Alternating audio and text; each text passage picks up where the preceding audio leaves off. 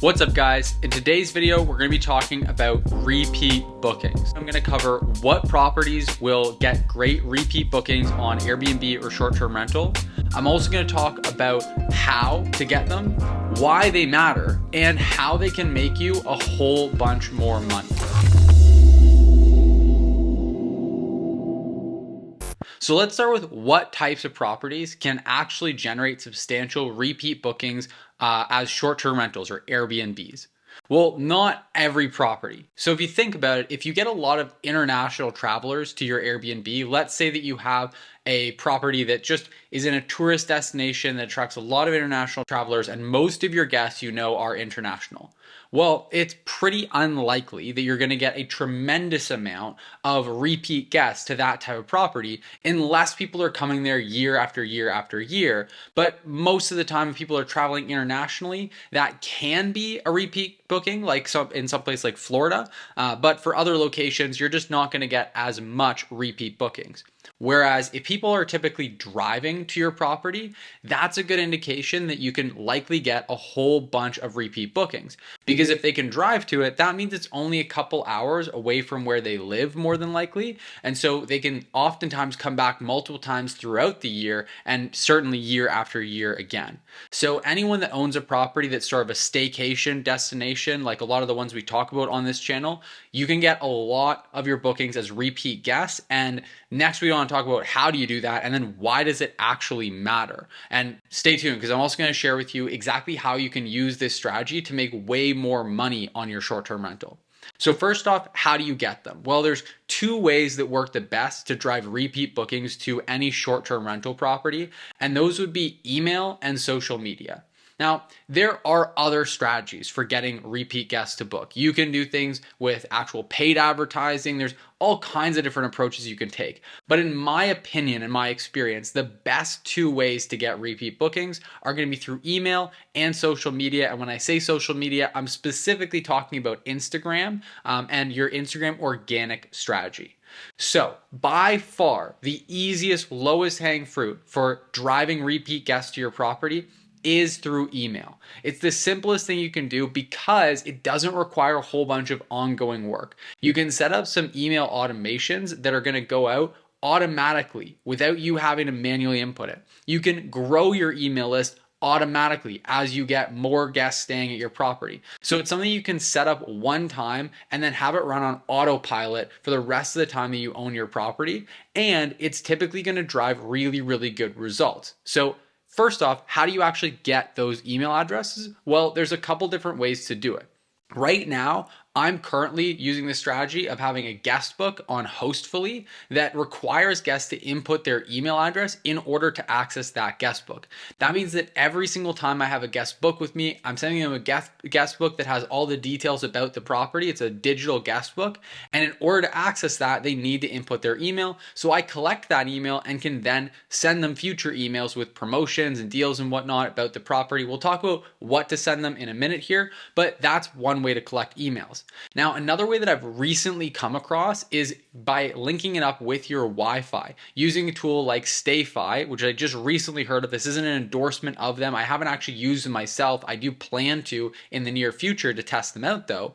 You can basically do what hotels do, where in order to access the Wi-Fi, you can require guests to input their email address. Now, the obvious benefit that I see to this strategy over using the guest book is that it means that every single guest that stays at your property, everyone in the entire group is much more likely to actually give you their email because maybe not everyone actually cares to look at the guest book. It's typically just going to be the person that actually booked the property. Whereas everyone, you can be sure, is going to actually access the internet. And so you can collect more email addresses because it's not necessarily to say that the person that booked with you once is going to book with you again. Maybe their friend who came along with them is going to book for something else, for their family getaway, something like that. So I see a really big advantage there. And then the other really cool strategy, shout out to Dustin Baker. I recently watched one of his videos and he talked about this. If you haven't checked out his channel, I would highly recommend it. He's got a few videos out now that have done really well. He's got great content in the Airbnb space.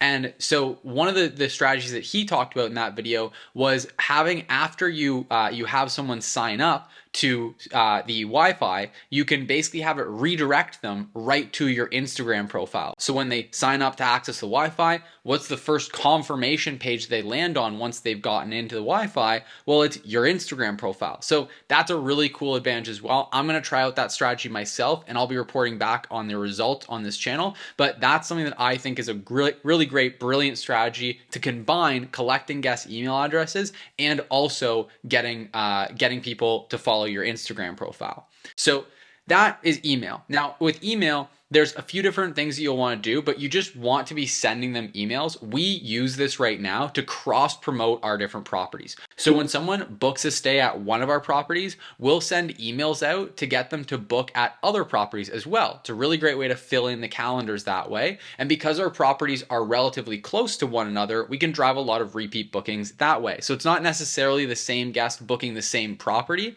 but we can give them options to book another property that's got some other cool feature. We've got one property that has a whole bunch of land, so it's really close to this pond that's on the property. They can do a bunch of hiking. We've got another property that's really, really great for families. It's right by the water. It's got a hot tub, a sauna. It's got tons of games, a big movie theater in the basement. We've got another property that has a geodesic dome. So we've got all these properties that each have their unique value propositions, and so we can easily attract guests to all these different properties by just cross-marketing to them. You can also get people send them emails to book again. And so that's just a really great, easy strategy. And again, you can set this up on an automation so that basically these guests are getting sent emails regularly without you actually having to be involved. So it does take some work to build out the automation initially, but then after that, it's really just completely on autopilot. Guys, just want to take a quick break to say that for those of you watching who want to build cash flow and long-term wealth by purchasing Airbnbs and short-term rental properties, there's a link in the description down below for a free training that will walk you through my exact strategy for investing successfully in Airbnbs. The training walks through the 3 most important things that you need to know if you want to successfully buy your first or next short-term rental property. And again, the link is in the description down below for you to sign up completely free. When you sign up for the training, we're also going to send you our ROI analysis tool completely free so that you can analyze properties the right way and find properties that'll generate amazing returns. Again, the link to sign up is in the description down below, and both the training and the ROI analysis tool are completely free. Now, the next strategy is Instagram. This is something I've just recently started experimenting with on my property that I most recently launched, the one with the geodesic dome. I figured that the geodesic dome gave it enough of a unique factor that it would be really cool to test out on Instagram and growing it on social media. Now, we've also grown a social media for another property, but we just haven't really done that much with it. What I'm doing with this property in specific is I did some organic growth and got some initial followers. So I got a few hundred people following the page right off the bat. Then what I did is I reached out to some influencers that specifically were travel focused influencers in the area that my properties are located in. And I reached out to them and offered them a free stay for a couple of nights in exchange for producing really great content.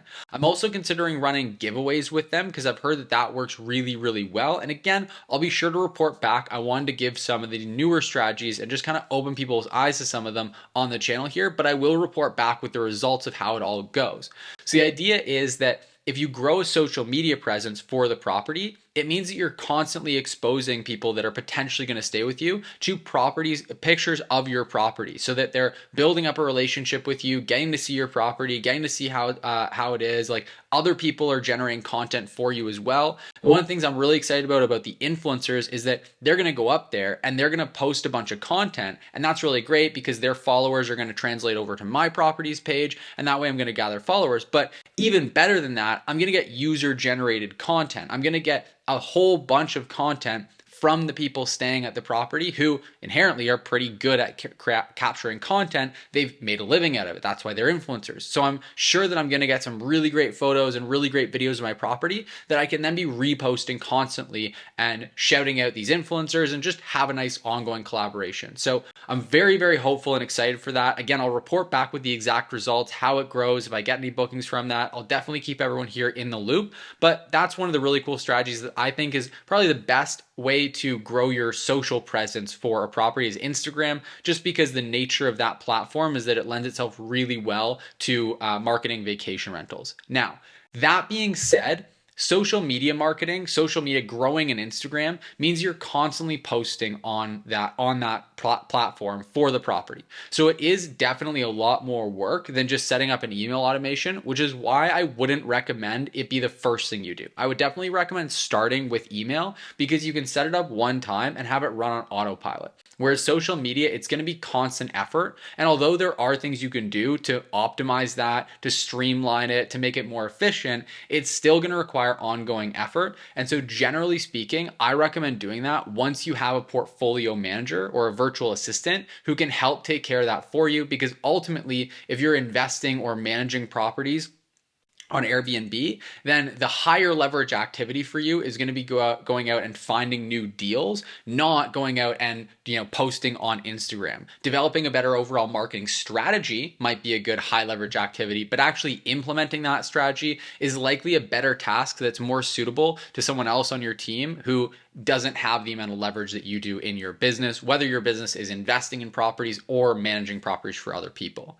Now let's talk about as well why it actually matters. Why not just rely on the OTAs? And you've heard me say it before on this exact channel that I don't really focus too much on driving bookings outside of the OTAs. I actually think that the OTAs, so for anyone that's not experienced, that doesn't know what I'm talking about, OTAs is just referring to Airbnb, Vrbo, Booking.com, these different platforms. And so the reason that I personally don't see a big issue with them is because they do the marketing for you. I really like that a platform like Airbnb, you put the property up and you don't have to worry about building an audience. Building an audience is time consuming and it's expensive. And so from a cost standpoint, yeah, you're paying a percentage to Airbnb, but that percentage is very much in line with what you're going to pay to acquire a customer if you were to do your own paid advertising. And if you're doing organic advertising, you're just paying with your time rather than paying with your money.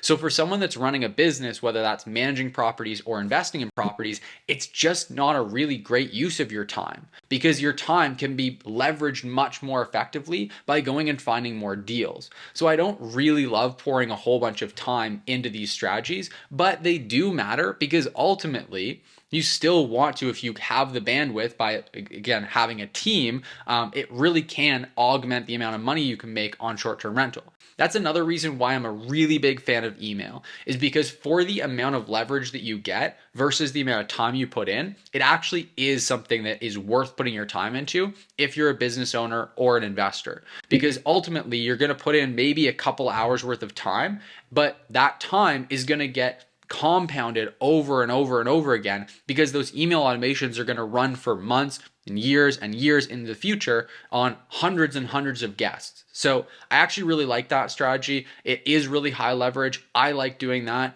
The social media one, a little bit less so, but if you have a team that can do it for you, if you have a portfolio manager that can do it for you, a virtual assistant, then that can be really, really great because it allows you to, again, really just have to spend some time training that virtual assistant and then it goes and does it for itself.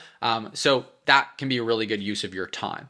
And then ultimately what it comes down to is like, how can this actually make you more money? Well, the first part of that's pretty obvious. If you just drive more bookings to your property and fill in some extra gaps, then you're going to make more money. But the other question is, could you not have just filled those things up organically without having to do the remarketing? Yeah, you probably could have. If you're doing a really good job of hosting on short-term rental on sites like Airbnb, good chances are you would fill up the dates regardless, whether it was from an email blast you sent out or it was from just Airbnb and getting a new booking in the door. But what's really great is that, really two big advantages. One is that you can direct people when you're getting them to rebook, you can direct them to your short-term rental website, your direct booking website, which is super easy to set up if you're using any number of different channel managers. I personally use and really like Hostaway for this. We use them as a channel management software. I've talked about them before. And Hostaway, one of the really cool things is that you can very quickly and easily set up a direct booking platform and start taking bookings directly where you can avoid the 15% or whatever fee from Airbnb or other platforms. So that's a really big advantage because you can actually just net more money. What I like to do is give guests a bit of a discount on their rate for what they're booking, and then also give myself a bit of a discount on the fees. So instead of just getting them to book for the exact same amount and me pocketing 15% more, I might discount the rate 5% so they're getting a bit of savings and have an incentive to book outside of the platform. And then Also, I'm just rewarding them for being a great guest and a repeat guest. And I also then am gonna make more money because I'm not paying that big fee to Airbnb or whatnot. So that's something I really like doing because, again, the advantage of these OTAs is that they do the marketing for you. But if you've already got that contact and you've already done the marketing once, there's no sense in paying that fee again and again and again as the guest rebooks. So you can make a bit more money that way. But the other really big advantage is that you get really good guests again, because you can pick and choose which guests you take off your email list because they left your place in less than ideal condition or they were a hassle to have as guests. So you can really just pick and choose and have better guests staying at your property.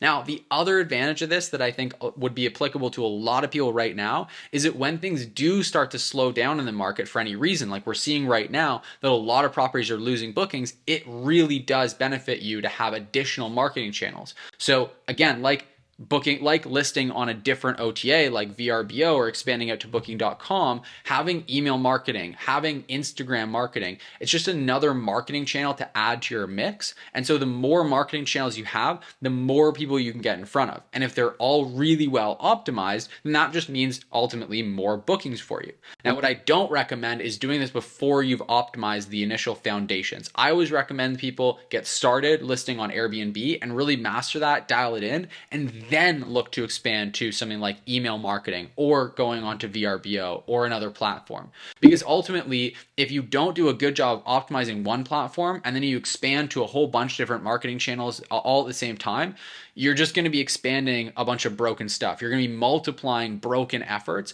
and it's going to be a real mess and a real disaster. So I recommend really dialing in one and then expanding intentionally. And so email marketing and Instagram marketing, I think, fit into that really nicely at the right time for the right properties. So I hope this video was really helpful to you. If it was, let me know in the comment section. Let me know by hitting the like button. If you take half a second to just hit that like button, it really does help me out tremendously with getting in front of more people with these videos and helps me out with the YouTube algorithm. So I'd really appreciate if you would hit the like button. If you'd hit the subscribe button as well. I post 2 new videos every single week on this channel. So if you haven't already subscribed, make sure you hit the subscribe button. And with all that being said, thanks so much for watching, and I'll see you in the next video.